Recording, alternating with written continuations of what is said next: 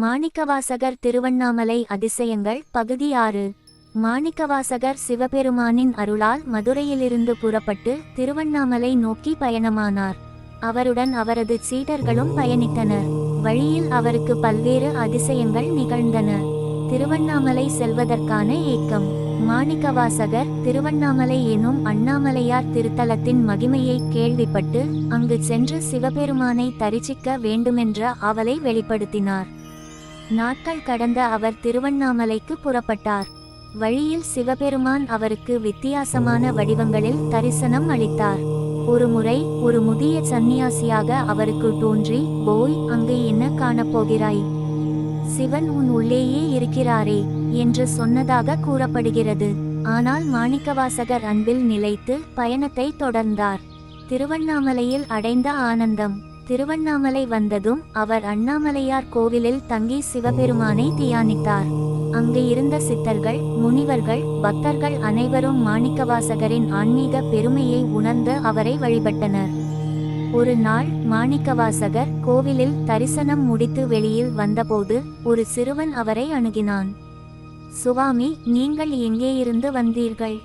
ஏன் இங்கு வந்தீர்கள் என்று கேட்டான். மாணிக்கவாசகர் அவனை நேசத்துடன் பார்த்து, நான் சிவனை தரிசிக்க வந்தேன், அவரை காண வேண்டும் என்றார்.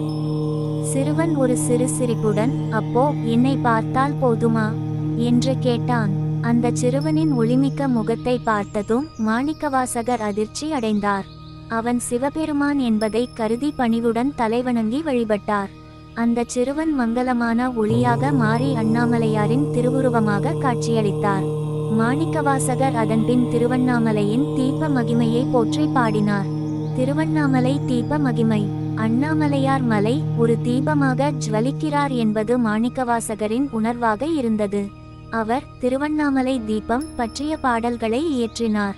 அருட்பெருஞ்சோதி எனும் ஒளியாக சிவன் திருவண்ணாமலையில் இருப்பதை அவர் மகிமைப்படுத்தினார்.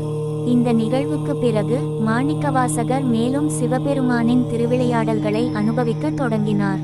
இதன் தொடர்ச்சியாக அவர் சிதம்பரத்திற்கு சென்று சிவபெருமான் திருநடனம் செய்யும் சபாநாயகர் தரிசனம் பெற தயாரானார்.